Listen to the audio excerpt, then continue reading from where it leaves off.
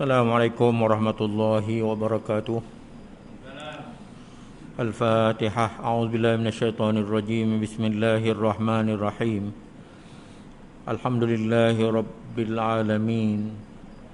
Ar-Rahmanir Rahim. Maliki yaumiddin. Iyyaka na'budu wa iyyaka nasta'in. Ihdinas siratal mustaqim. Siratal ladzina an'amta 'alaihim ghairil maghdubi 'alaihim waladdallin. Amin. Nahmadu wa nasta'in wa nastaghfiruh wa na'udzu billahi min shururi anfusina wa min sayyiati a'malina. Man yahdihillahu fala mudilla lahu wa man yudlil fala hadiya lahu. Nashhadu an la ilaha illallah wahdahu la syarika lah wa ashhadu anna Muhammadan 'abduhu wa rasuluh. Subhanaka la ilma lana illa ma 'allamtana innaka antal alimul hakim. Allahumma iftah 'alaina hikmataka wa anshur 'alaina min khazaini rahmatika ya arhamar rahimin. Yang dihormati ahli jawatan kuasa Masjid An-Nur, Surau An-Nur, para hadirin sidang Jumaat yang dihormati sekalian, alhamdulillah dengan izin Allah SWT serta taufik dayahnya dapat kita bersama-sama pada waktu yang berbahagia ini untuk menyentuh sedikit tentang tajuk khutbah Jumaat pada hari ini, iaitu kepentingan hadis, kepentingan hadis Nabi SAW dalam beragama. Agama ni cara hidup kita beragama lah. Jadi saya kaitkan tajuk ini dengan tazkirah kita pada tengah hari ini berkaitan dengan sebenar-benar perkataan dan sebaik-baik jalan pimpinan. Dia ada kaitannya dengan apa yang disebut sebagai tajuk kepentingan hadis Nabi dalam beragama. Lalu Allah telah berfirman, a'udzubillahi minasyaitonir rajim. Lalu Allah berfirman dalam surah An-Nisa ayat 87, dan siapakah yang lebih benar perkataannya daripada Allah? Allah telah menurunkan sebaik-baik perkataan, iaitu kitab suci Al-Quranul Karim, dalam suatu Zumar ayat 23. Dan sesungguhnya engkau, wahai Muhammad, tetap memimpin ke jalan lurus. Ini dalam suratul Syura ayat 52. Begitu juga dalam suratul Fatih ayat 28. Dialah Allah yang telah mengutuskan Rasulnya Muhammad dengan membawa hidayat, petunjuk dan agama yang benar, iaitu agama Islam. Jadi kalau kita melihat daripada ayat-ayat ataupun hadis atau berdasarkan firman Allah SWT tadi, hasil terjemahan daripada beberapa ayat daripada beberapa surah, maka kita dapati bahawa di sana betapa pentingnya kedatangan Rasul sebagai hajatul basyariyah ila du'at, iaitu keperluan manusia kepada Rasul. Oleh itu merujuk satu hadis dari Jabir bin Abdullah radhiyallahu anhu qala kana Rasulullah sallallahu alaihi wasallam idza khataba ihmarrat aynahu wa ala sautuhu washtadda ghadabuhu hatta ka'annahu munziru jayshin yaqul sabbahakum wa massakum wa yaqulu bu'istu ana was-sa'atu kahataini wa yaqrinu baina isbi'aihi sababati wusta wa yaqul amma ba'd fa inna asraqal hadis kitaballah wa khairal hadi hadi Muhammad sallallahu alaihi wasallam wa syarrul umur muhdatsatuha wa kullu muhdatsatin bid'ah wa kullu bid'atin dhalalah. Summa yaqulu ana aula bi kulli mu'minin min nafsi man taraka malan fali ahli wa man taraka dainan aw diya'an fa ilayya wa alayya. Hadis diriwayatkan oleh Imam Muslim, dan selain daripada Imam Muslim, hadis diriwayatkan oleh Jabir bin Abdullah radhiyallahu anhu. Katanya pernah Rasulullah SAW apabila berpidato ataupun berkhutbah merah menyala matanya.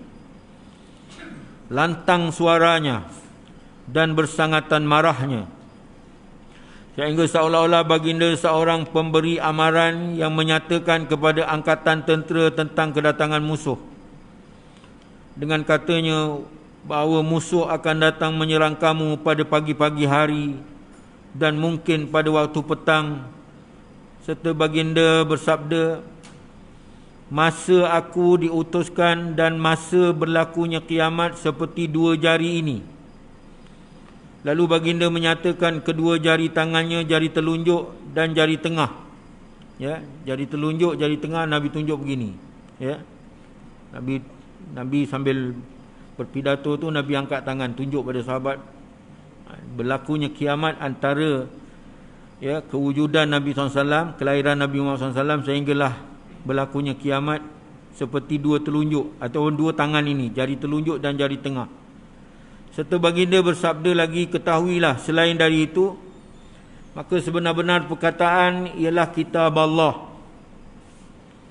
Dan Nabi terus berkhutbah dan Nabi berkata, sebaik-baik ketahuilah selain dari itu, maka sebenar-benar perkataan ialah kitab Allah. Dan sebaik-baik jalan pimpinan ialah jalan pimpinan Nabi Muhammad sallallahu alaihi wasallam. Dan sebaliknya sejahat-jahat perkara ialah perkara yang baharu yang diada-adakan dalam agama. Sedangkan tiap-tiap perkara baharu yang diadakan dalam agama itu adalah bid'ah, dan tiap-tiap bid'ah itu sesat. Kemudian baginda bersabda lagi, aku adalah berhak menolong tiap-tiap seorang mukmin lebih daripada ia menolong dirinya sendiri. Sesiapa yang meninggalkan harta bendanya, maka itu adalah untuk waris-warisnya. Dan sesiapa meninggalkan hutang atau orang yang kehilangan tempat bergantung, maka terserahlah kepada aku menjaganya, dan akulah yang menanggung hutangnya. Jadi apabila kita melihat daripada hadis ini, kita dapati bahawa gaya Rasulullah SAW semasa berpidato, teknik ataupun cara Rasulullah menyampaikan pidatonya begitu bersemangat, ya, tidak melewi ataupun tidak lemah dalam penyampaiannya itu. Itu di antara sunnah Rasulullah SAW yang perlu ada pada khatib ataupun orang pembaca khutbah. Yang kedua, masa baginda diutuskan oleh Allah Ta'ala dan saat berlakunya kiamat, Nabi tunjukkan di antara telunjuk dan jari tengah. Ada kata antara telunjuk dengan jari tengah begini, ya. Tapi ada kata antara jari telunjuk dengan jari tengah ni dia ada sikit beza. Itu dekatnya dengan berlakunya kiamat, ya. Seterusnya, kitab Allah ialah sebenar-benar perkataan dan jalan pimpinan Rasulullah sallallahu alaihi wasallam, ialah sebaik-baik jalan pimpinan, ya, merujuk kepada apa yang diterangkan di dalam Al-Quranul Karim. Yatlu alaihim ayatihi wa yuzakkihim wa yuallimuhumul kitaba wal hikmah. Dibacakan ayat-ayat Allah kepada mereka itu. Yatlu alaihim ayatihi wa yuzakkihim, serta dimurnikan ataupun dikilaukan jiwa-jiwa para sahabat dengan firman Allah SWT ataupun dalil-dalil Al-Quran. Wa yu'allimul kitab wal hikmah, dan diajar, ya, dengan Quran dan hadis. Jadi perkara-perkara baharu yang diada-adakan dalam agama adalah seburuk-buruk perkara kalau selama tidak bercanggah dengan hadis-hadis Nabi SAW, ya. Yang kelima, keadaan Rasulullah SAW dengan orang mukmin, hubungan orang mukmin. Jadi di sini menunjukkan bahawa, ya, cara penyampaian Rasulullah SAW itu diberikan ataupun dianugerahkan oleh Allah SWT.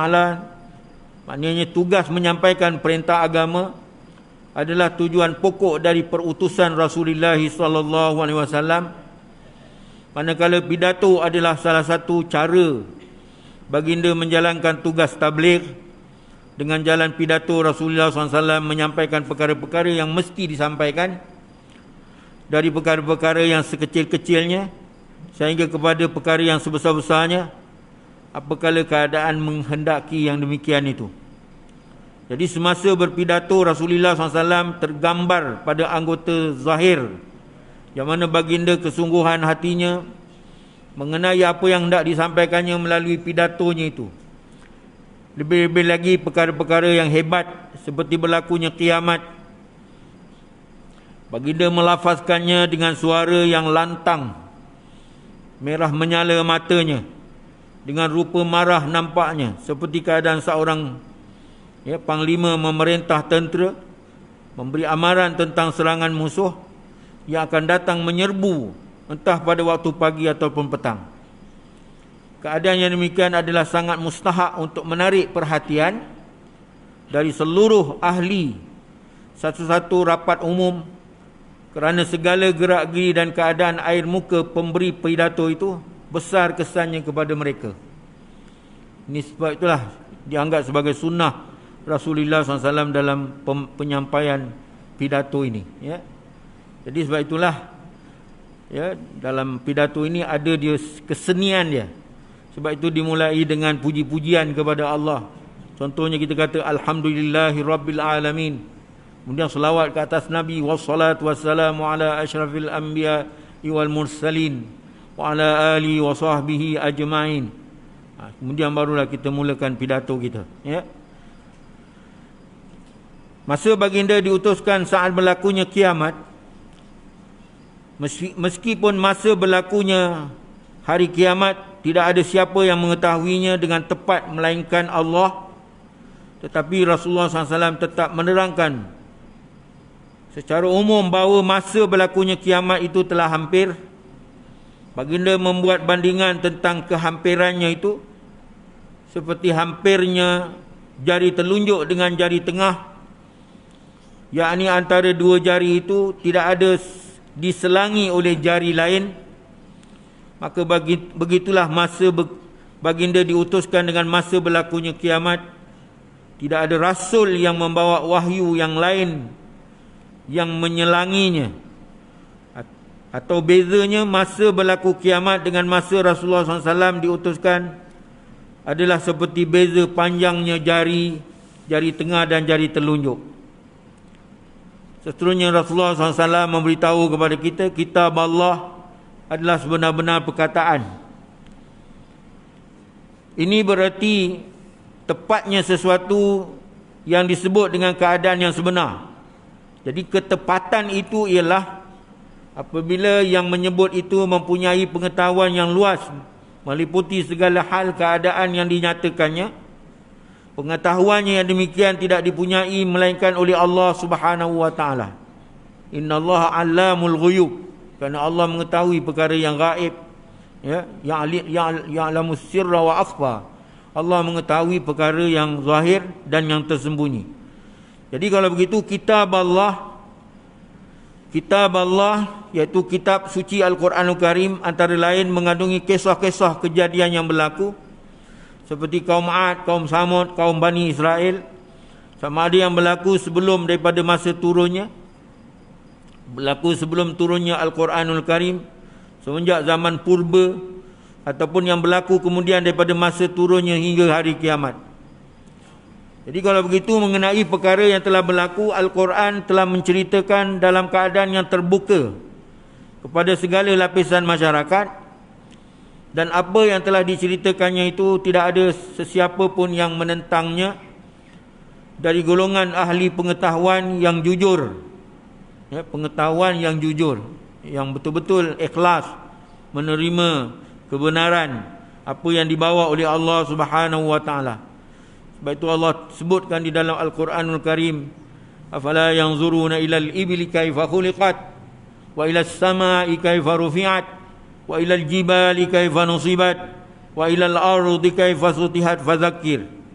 Yang mana setengah yang disebutkan oleh Allah Ta'ala itu lahir ke alam nyata melalui kajian-kajian sains. Ini adalah di antara bukti yang menunjukkan bahawa kisah-kisah dan kejadian yang tersebut dalam kitab Allah itu adalah benar.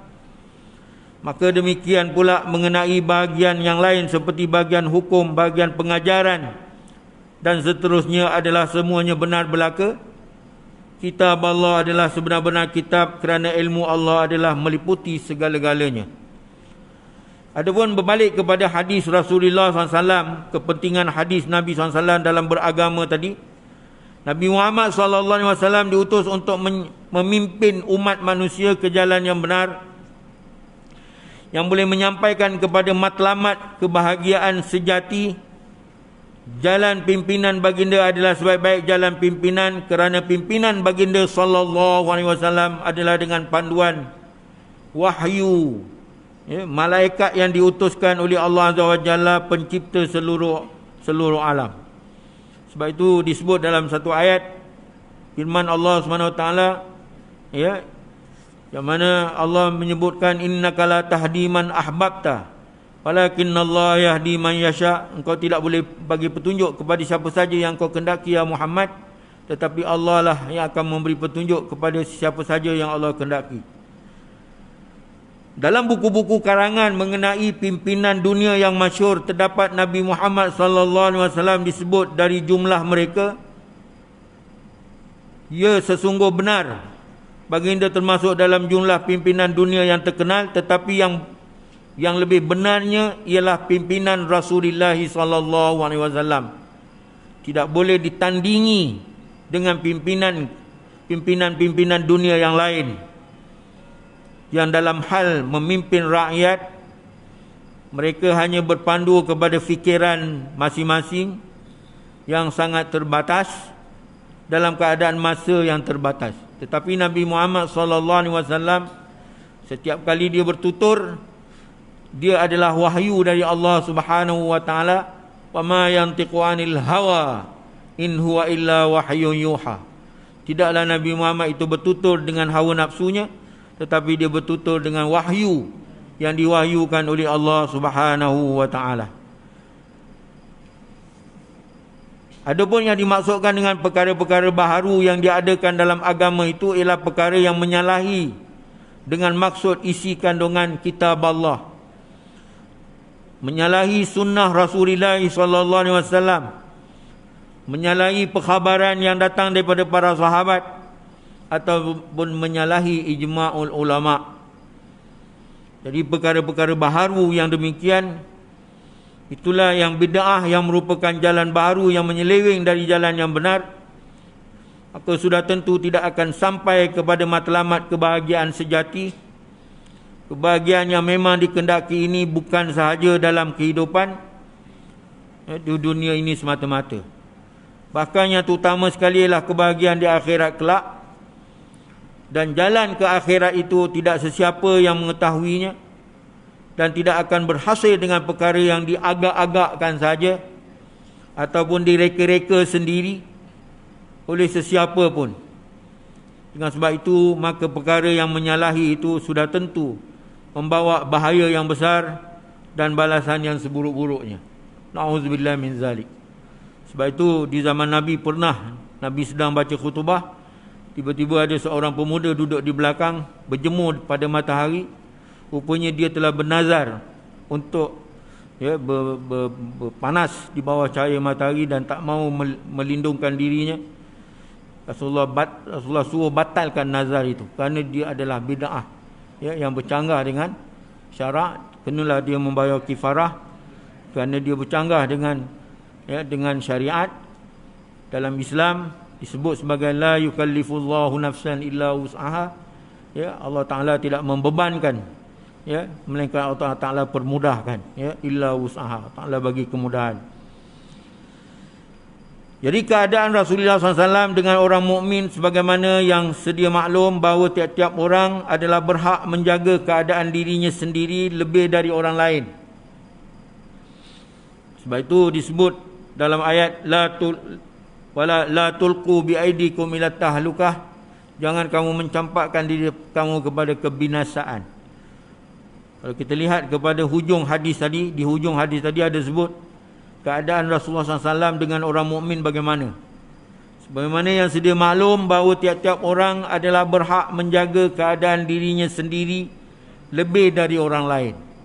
Sebab itu kuliah yang 5, wajib pelihara diri, wajib pelihara akal, wajib pelihara bernasab keturunan, harta, dan wajib pelihara agama, ya.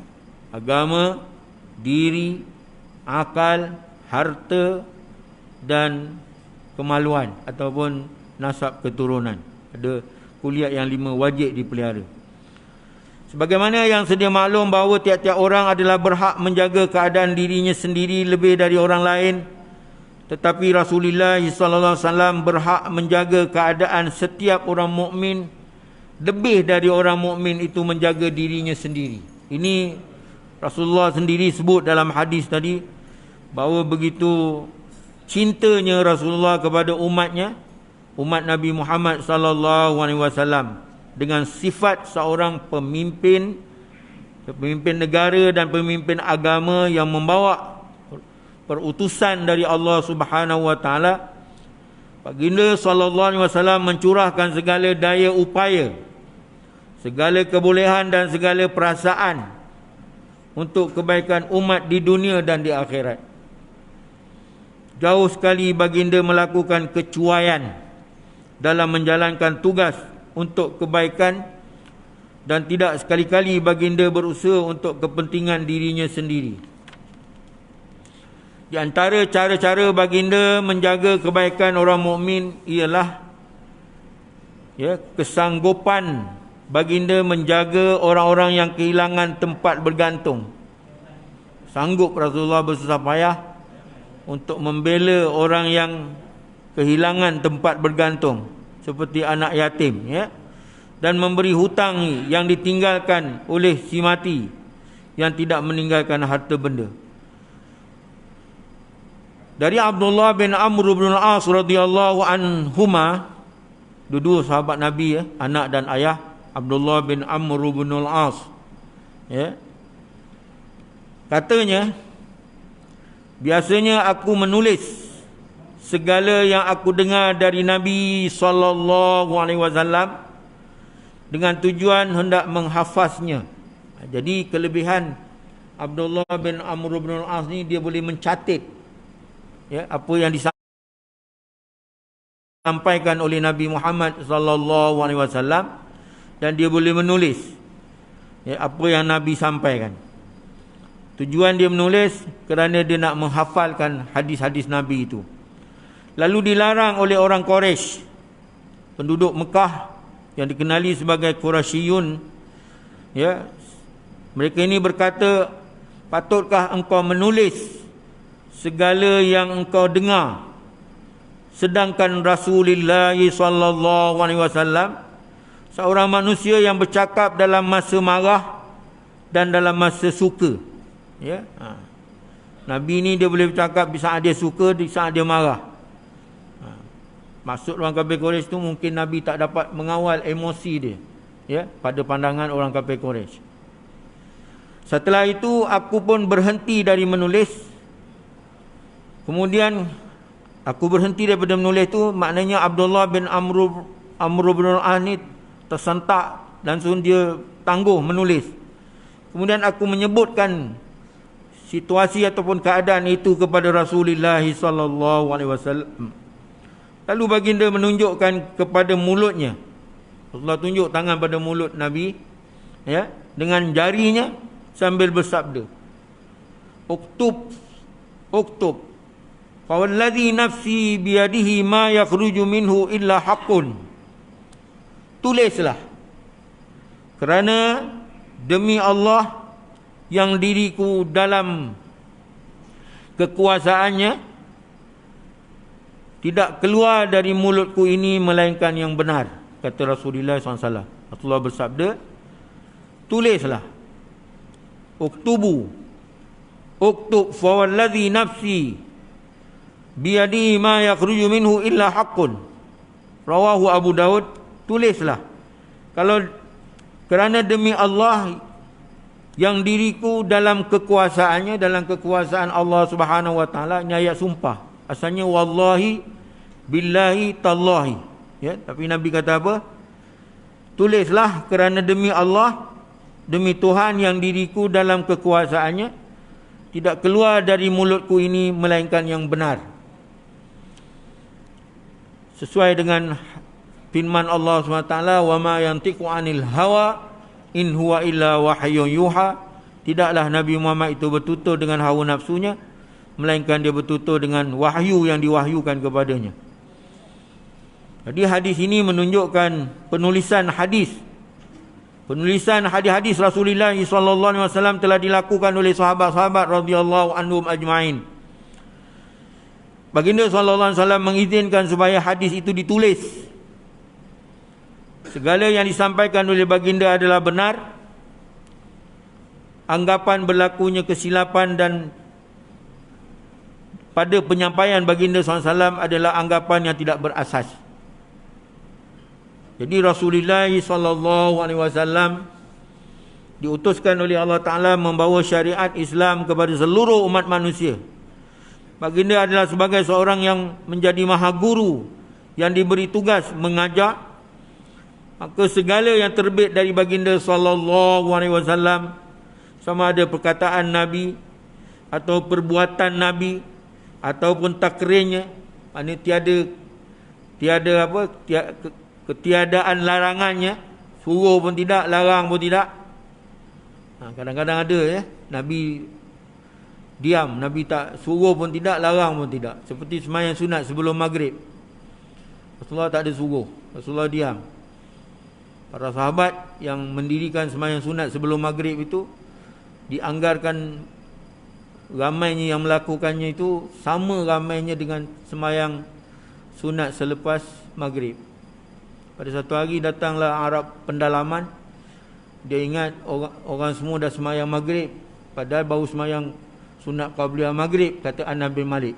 Anas bin Malik pernah melihat peristiwa berlaku di zaman Rasulullah SAW. Sahabat-sahabat sembahyang sunat sebelum maghrib. Kemudian kata orang Arab pendalaman, dia kata dah sembahyang maghrib ke ni? Belum. Dijawab oleh sahabat, belum, kerana ini sembahyang sunat sebelum maghrib. Jadi nak ceritakan bahawa Anas bin Malik, oleh sebab Allah panjangkan umurnya, dapat melihat peristiwa. Dia mengatakan bahawa, wahai sahabat-sahabat, aku lihat pada satu ketika dahulu kamu beria melakukan amal ibadat di zaman Rasulullah, tetapi selepas Rasulullah dah wafat, kamu mula meninggalkan satu persatu di antara amalan-amalan yang dilakukan oleh Rasulullah. Jadi kamu mula tidak mengambil berat tentang amalan-amalan yang dianggap ringan selepas kewafatan Nabi SAW. Itu diriwayatkan oleh Anas bin Malik dalam hadis Riyadhus Shalihin oleh Imam Nawawi. Rasulullah SAW diutuskan oleh Allah Ta'ala membawa syariat Islam kepada seluruh umat manusia. Baginda adalah sebagai seorang maha guru diberi tugas mengajar. Maka segala yang terbit dari baginda, sama ada perkataan atau perbuatan. Perbuatan ni serupa macam Rasulullah niat umrah di Ja'ranah. Bila masuk ke Mekah, dia tanya Aisyah dah niat ke belum? Rupanya Aisyah tak niat. Tak niat umrah nak masuk ke Mekah. Rasulullah suruh pergi ke Tan'im. Jadi Aisyah pun pergi ke Tan'im. Aisyah radhiyallahu anha, isteri Rasulullah SAW. Jadi di sana ada perbuatan Rasulullah, ada suruhan atau perkataan Rasulullah. Ja'ranah tu perbuatan Rasulullah, Tan'im tu perkataan Rasulullah kepada Aisyah. Jadi ada kala amalan Rasulullah, ada kala perkataan Rasulullah. Sebab itu dikatakan perkataan Rasulullah, perbuatan Rasulullah, ataupun takrirnya, ketiadaan larangannya. Sembahyang maghrib sebelum sembahyang sunat maghrib sebelum maghrib itu suruh pun tidak, larang pun tidak. Dikenali sebagai hadis sukuti. Hadis sukuti, hadis yang Rasulullah diam. Itu termasuk dalam sunnah Nabi SAW. Jadi mengenai perkara-perkara syariat adalah semuanya berupa pelajaran. Dan tiap-tiap pelajaran itu ada sahaja orang yang menerimanya. Sebagian besar dari sahabat-sahabat radhiyallahu anhum menerima hadis-hadis itu dengan menghafaznya di dalam dada masing-masing. Ini kelebihan sahabat-sahabat Nabi radhiyallahu anhum, boleh menghafal hadis sampai beribu-ribu hadis. Kerana itu dinamakan saliqah. Istilahnya saliqah. Saliqah ni satu kebolehan yang tak ada pada umat lain. Sahabat ada mempunyai kekuatan ingatan. Ya, sebenarnya orang Arab ni ada mempunyai alat peringatan yang kuat, ya. Sebab itu mereka boleh sampai di depan gua Rasulullah sallallahu alaihi wasallam. Tengok tapak kaki, ya, baru sampai depan gua, tapi Allah Taala tak izin dapat melihat Rasulullah berada dalam gua dengan Sayyidina Abu Bakar tu. Dia tak nampak, padahal dia dah sampai dah depan gua tu. Sedangkan tapak kaki Rasulullah dan tapak kaki Abu Bakar dilalukan dengan tapak kaki kambing oleh Amir bin Fuhairah, ya. Tapi mereka dah sampai depan gua, tapi tak dapat melihat, ya, Rasulullah berada dalam gua itu, ya. Ini dalil menunjukkan bahawa orang Arab ni kuat dia daya kesan dia pengamatan dia tu kuat, ya, sehingga dia boleh menghafal hadis beribu-ribu hadis, ya. Itu tidak dinafikan. Kerana kita ni yang menjadikan kita tak ingat ni pasal banyak benda kita nak fikir, nak bayar duit api, duit air, bayar itu, bayar ini, bayar kedai mamak, bayar, ya, banyak benda nak fikir, ya. Tapi sahabat ni apa yang nak dipikirkannya? Sebab itu, ya, Quran diturunkan di Makkah Al-Mukarramah kerana sesuai dengan kemampuan para sahabat untuk menghafal Al-Quranul Karim. Sebahagian besar dari sahabat-sahabat baginda menerima hadis-hadis itu dengan menghafaznya dalam dada masing-masing. Dalam dada masing-masing, ya.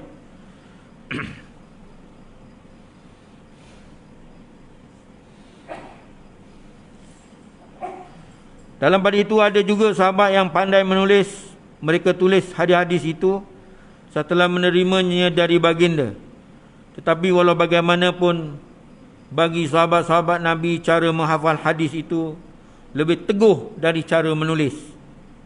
Di kalangan para sahabat bertanggapan bahawa menghafal hadis itu lebih teguh, ya, pegangannya daripada menulis hadis, dan lebih terkawal daripada kesilapan. Kerana tabiat semula jadi orang Arab itu kuat ingatan. Tambahan pula mereka bersifat adil sebab kekuatan imannya. Apa ubahnya kita orang Melayu juga mempunyai kekuatan iman, ya, iman, Islam, takwa. Jadi mulianya kita dengan sebab Islam, macam itu, ya. Dari usaha-usaha sahabat baginda sallallahu alaihi wasallam dalam hal penulisan hadis itu, maka banyaklah hadis-hadis Rasulullah sallallahu alaihi wasallam yang telah terkumpul dalam tulisan pada masa hayat baginda. Mengenai masalah penulisan hadis Nabi sallallahu alaihi wasallam di zaman baginda, kita dapati, ya, baginda mengizinkan supaya hadis-hadisnya ditulis. Hadis-hadis Nabi ini ditulis, diizinkan oleh Rasulullah sallallahu alaihi wasallam, ya, untuk menulis hadisnya. Penulisan hadis-hadis Rasulullah sallallahu alaihi wasallam itu bukanlah dilakukan oleh sahabat-sahabat baginda secara rahsia. Tak ada cara rahsia. Masa tak izin, kita tangguhkan dahulu. Wallahu a'lam. Mohon ampun dan maaf. Wabillahi taufiq. Assalamualaikum warahmatullahi wabarakatuh.